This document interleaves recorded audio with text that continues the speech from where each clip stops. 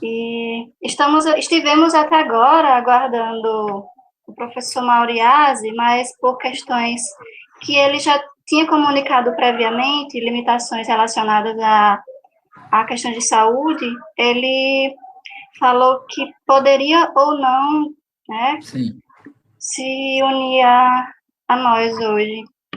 E aí, como ele não pôde aparecer por esse probleminha, e super compreensível, né? Todo mundo está sujeito a limitações objetivas e subjetivas de várias ordens. E aí, nós vamos convidar o camarada, professor Atenágoras Duarte. Deixa eu só conferir se o Atenágoras já está com a gente. Se ele pode entrar. Atenágoras? Estou aqui. Boa noite. Boa noite. Atenágoras é professor da área de História Econômica e Economia Brasileira do Núcleo de Gestão do CA, na UFPE. Seja muito bem-vindo, Atenágoras. Obrigada por estar aqui conosco. Atenágoras vai dar seguimento à mesa e, em seguida, nós vamos abrir para o debate.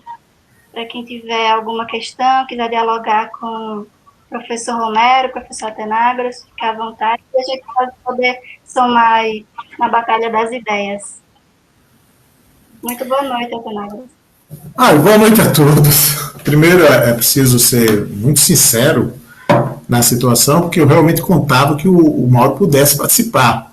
Não sei, naturalmente, que as circunstâncias que levaram ele a isso, problema de saúde ou trabalho, não sei o certo, mas até ontem ele estava confirmando, não, tudo bem, eu vou participar, passo o link, como é que eu faço, que horário, mas ele estava certo, tranquilo, e eu confesso que eu, como substituto dele, me desarmei.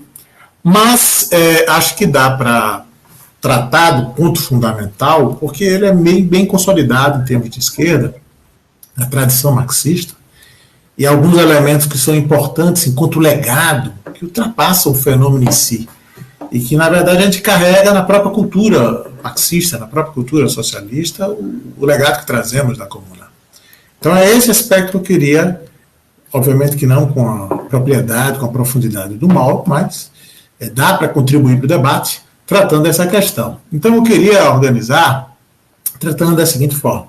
Primeiro, o ponto central, e você tem vários momentos em que você apresenta esse debate sobre a natureza da Comuna de Paris. Você tem publicações aos 130 anos da Comuna, você tem publicações nos 140 anos da Comuna, e nessas publicações acadêmicas, um dos pontos que sempre voltam à discussão, à baila, é exatamente essa compreensão da natureza da Comuna, o que ela foi de fato. No debate acadêmico europeu, você vai encontrar vários autores que vão estar tratando que a Comuna de Paris, na verdade, não foi a primeira revolução operária, a primeira revolução socialista, mas sim foi o último evento das revoluções capitalistas que nasce com a Revolução de 1789. Você vai encontrar uma literatura razoável dentro dessa questão. O curioso é que esses autores que vão tratar nesses termos, eles vão acusar os marxistas de quererem meio que ajeitar a história para se encaixar com a sua narrativa. E não veem que o que eles fazem também pode ser acusado do mesmo procedimento. Ao tentar colocar a Comuna de Paris como a última revolução capitalista, a última revolução burguesa, a última tentativa, uma herança desse processo todo, ignora os novos elementos colocados, também está querendo fazer um enquadramento para a sua narrativa. Essa mesma acusação pode ser apresentada. Entendo, na verdade, que não se encaixa esse tipo de argumento, porque nós estamos falando de um processo histórico que não é fechado, estanque. A história não é algo definido em eventos, são processos, são conexões entre eventos. As heranças se misturam, os processos são complexos e não são fechados, aquela narrativa linear, aquela ordem, né, positivista, e depois eu comento sobre isso, que muitas vezes acaba se passando. Então, para tratar dessa questão da natureza da Comuna de Paris, o primeiro ponto a se observar é a própria composição social do fenômeno. A França, durante o Império de Bonaparte, ela tem, nesse período, um avanço do desenvolvimento do capitalismo na França. Você tem, nesse período, a formação de uma indústria de maior porte dentro da França. Novas atividades econômicas para a França, atividades que envolviam indústrias com maior número de trabalhadores, com uma composição da estrutura industrial mais diversificada. O capitalismo avançou na França nessa parte do século XIX. Você vai encontrar lá mais de 450 mil operários vivendo, na realidade, da economia francesa. É certo que quando você compara a experiência do capitalismo francês com a experiência do capitalismo inglês ou a experiência do capitalismo alemão, o capitalismo francês acaba se retratando de uma forma mais atrasada. Não tem o vício, não tem o dinamismo, não tem o impacto que as outras experiências que estão ocorrendo no período têm. Nos compara o caso norte-americano ou o caso alemão. Mas há um avanço do desenvolvimento capitalista na França. E a herança desse processo, em termos de composição social, é que havia sim uma classe operária presente na estrutura social francesa. E era uma classe operária que tinha organização social. Claro que não tinha ainda o cabedal, ainda não tinha todo o acúmulo do aprendizado político que vai conquistar no século XX. Mas tinha um nível de organização política, tinha representação política, e o fato é que vai estar presente nesse fenômeno. Os historiadores que se debruçaram na questão da composição social da comuna vão encontrar, sim, os artesãos, vão encontrar, sim, os pequenos comerciantes, vão encontrar, sim, outros componentes sociais para o fenômeno da Comuna de Paris, mas a classe operária está presente. E esse é o ponto. Quando nós observamos os fenômenos históricos, nós não podemos considerar que o fenômeno se expresse numa relação direta de quantidades. A Revolução Russa foi feita por um país majoritariamente camponês, mas a liderança política da Revolução foi operária. O que está em questão, portanto, não é a composição em termos numéricos, mas é o impacto político que aquela classe desempenha dentro de um dado momento social. E aí pesa o fato de ser um trabalho coletivo, de ser um trabalho mais organizado, mais vinculado com a ciência, que vai levar aos operários condições de maior protagonismo político. Então, o fato social é que, sim, havia uma forte presença operária.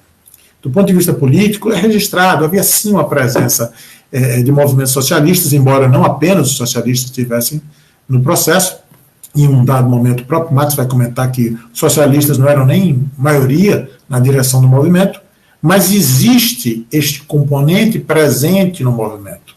E aí voltamos a discutir como enxergar os fenômenos históricos.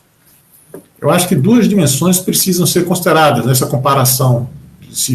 Se a Comuna de Paris foi o último eco da Revolução de 1789, ou se ela foi o primeiro eco da Revolução de 1917. O primeiro aspecto é que a própria Revolução de 1789 foi tudo menos homogênea. Ela tem uma diversidade de momentos. A Revolução Girondina é diferente da Revolução Jacobina. A composição social da Revolução de 1789 expressava também as diferentes alternativas políticas que estavam sendo colocadas ali. Então, o elemento popular, o elemento dos trabalhadores, o elemento que não reforçava a lógica capitalista, mas tentava criar algo diverso, estava presente, sim, na Revolução de 1789, embora não em condições hegemônicas, como foi o saldo final da Revolução. E é bom observar também isso. Uma coisa é o resultado final do processo, outra coisa são as disputas internas que acontecem antes desse resultado final. Então, existia uma vertente popular, sim, na Revolução de 1789. E o segundo aspecto a ser considerado é que os processos históricos são isso. São heranças em processos complexos e contraditórios. Você pode linkar a Revolução de 1917 a componentes presentes na Revolução de 1789. São processos iguais? Não, não são processos iguais. As pautas políticas são as mesmas? Não, não são. Mas os processos históricos são definidos por uma composição de fenômenos, que envolve a dimensão econômica, que envolve a dimensão política, a dimensão sociológica, que envolve os aspectos culturais. E esses processos é que se integram para entender o fenômeno que você está investigando. E é dentro desse contexto que a gente tem que chegar à Comuna de Paris. Quais são as heranças que ela tem das revoluções anteriores e quais são as heranças que ela deixa?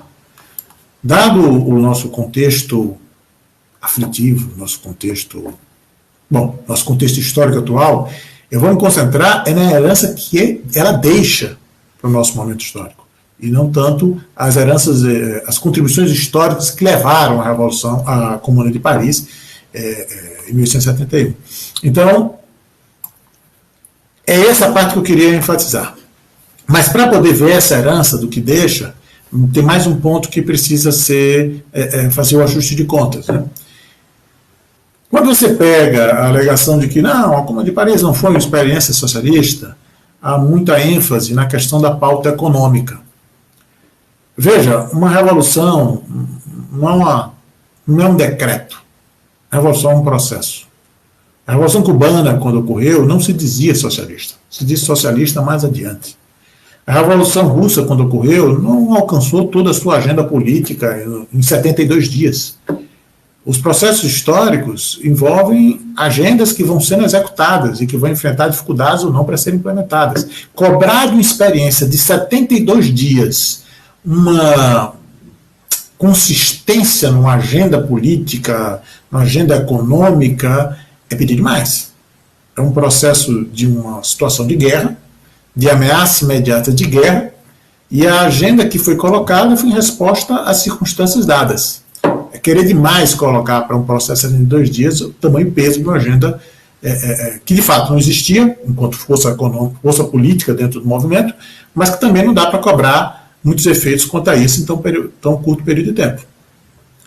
Agora, o fato é que a pauta econômica não aponta para elementos, tirando a questão da ocupação das fábricas pelos trabalhadores, as fábricas abandonadas, não aponta para um horizonte, uma orientação, uma natureza mais vinculada ao socialismo. Mas a dimensão política aponta sim.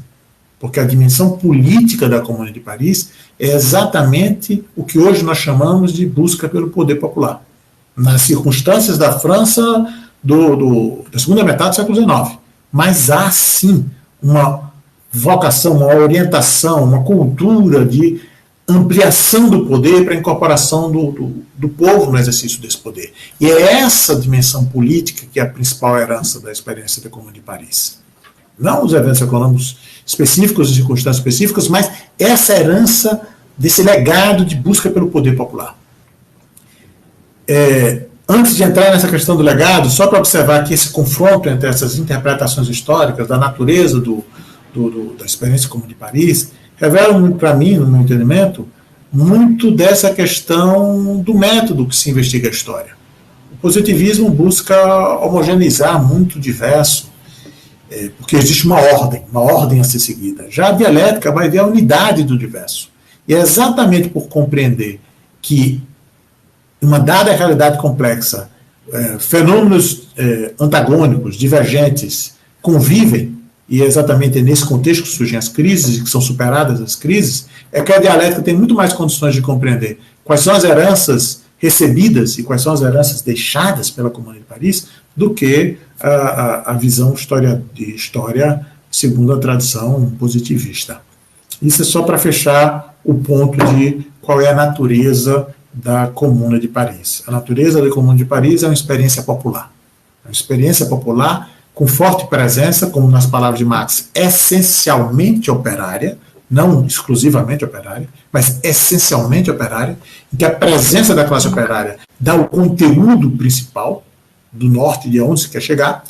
Ser operário, e aí, infelizmente, o Mauro Iazzo não está aqui para tratar disso, mas ser operário não significa ser naturalmente, geneticamente socialista. A consciência de classe não nasce da sua condição de classe, é um processo.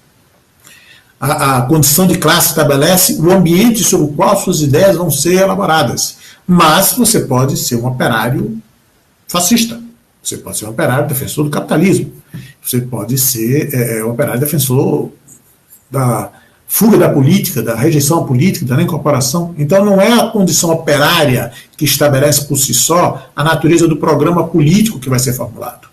Mas é claro que a base social define as condições sobre as quais o processo político vai ser entabulado, o processo político vai ser desenvolvido. Então essa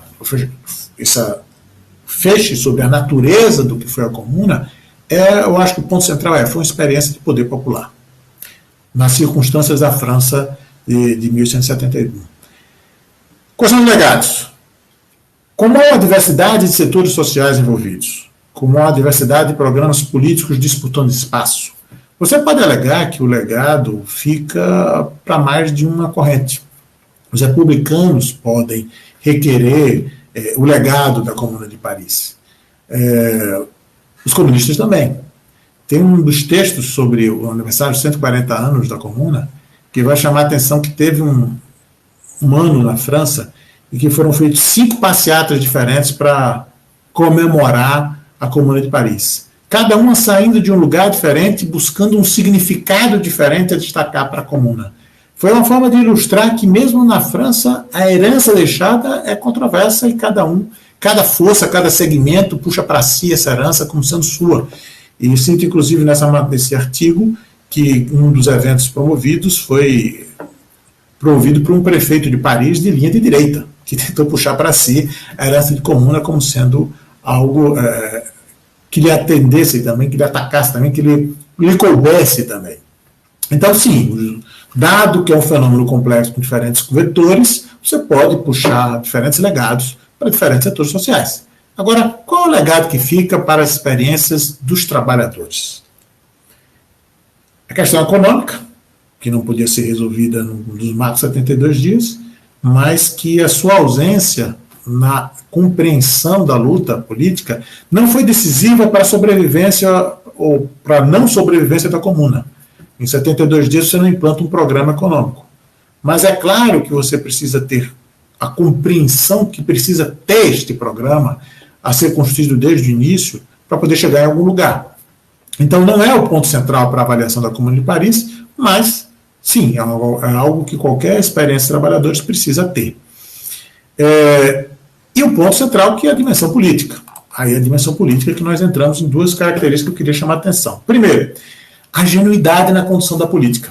Quando você vê a experiência da Comuna de Paris, desde o fato de você pegar inimigos armados e liberá-los armados, ao invés de pelo menos confiscar as armas, desde a inocência de você não interferir no Banco da França. Não, o Banco da França é de toda a França, nós somos apenas de Paris, ignorando que aquela revolução se pretendia ser uma revolução para toda a França.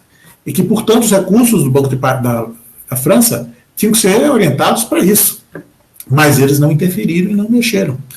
Então, eles expressaram, por um lado, pode-se ver como uma virtude de compromissos, de se manter fiel aos seus compromissos, mas, antes de mais nada, uma manifestação de ingenuidade, da natureza do que era a comuna, de que era a tentativa de construir algo completamente novo que reivindicava para si os mecanismos institucionais do Estado que estava se querendo superar. Então, claro que tinham que agir como um novo Estado e tomar para si o Banco da França. Não, desculpe, mas o banco é de toda a França. Nós queremos ele para defender esse novo projeto de Estado francês. Essa questão da ingenuidade na condução da política remete à questão do papel do leninismo. Lenin e o leninismo vão ser a expressão de tentativa de organizar sujeitos coletivos. E você vai encontrar muito isso no debate sobre a Comuna de Paris. Essa questão do papel do sujeito coletivo. O papel do sujeito coletivo organizado. Do sujeito coletivo que planeja, que se forma politicamente, que constrói suas armas políticas para agir enquanto sujeito coletivo. Essa ingenuidade da Comuna de Paris acaba remetendo naturalmente a esse debate. E é por isso que você vai encontrar muita referência sobre esse debate histórico a fazer esse link entre a comuna, o que foi a Comuna de Paris e o que foi a Revolução Russa. O papel do partido organizado, o papel do agente coletivo organizado para poder dar uma revolução. Ter um partido organizado seria suficiente para fazer a Comuna de Paris sobreviver? É outra questão. Aí entramos na futurologia do passado. A futurologia do passado é só um exercício para tentar entender o presente, mas que não nos conduz a nenhum resultado real. Há de se convir que a relação de forças era muito adversa, porque enfrentava, na verdade, não só a reação francesa, mas a Prússia. Então, era uma correlação de forças do ponto de vista militar, e é outro campo em que a ingenuidade se manifesta, que é a resistência a fazer uma ação centralizada, uma ação militar coordenada, e que vai ter seu impacto militar muito forte, essa fragmentação. Essa questão dessa herança política remete a isso, ao papel, à importância de você ter um agente coletivo organizado para poder atuar, que obviamente não precisa ser só um. Essa ideia de que o partido único seria expressão do leninismo não condiz com o que o próprio Lenin escrevia. Lenin em nenhum momento fundamenta teoricamente que tem que ser um partido único. A experiência soviética, a experiência bolchevique se deu num dado contexto. A tomada do poder foi inclusive junto com os socialistas revolucionários de esquerda. Mas a guerra civil conduzia a um estreitamento político que não é da natureza do DNA do processo, é da natureza daquela experiência concreta vivida naquele contexto de um país invadido por 14 potências estrangeiras.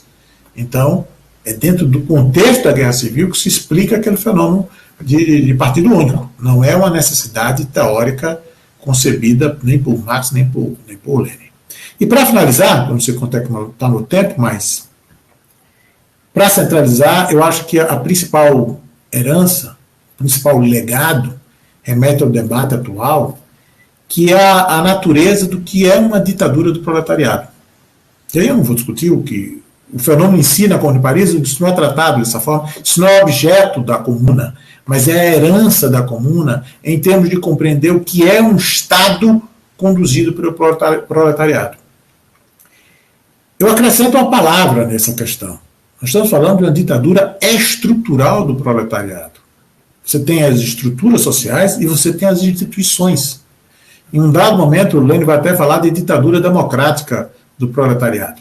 Exatamente, não expressa dessa forma, como estou dizendo, mas exatamente porque é possível você combinar duas dimensões: a estrutura da sociedade e as suas instituições. A estrutura é aquela como funciona em termos econômicos.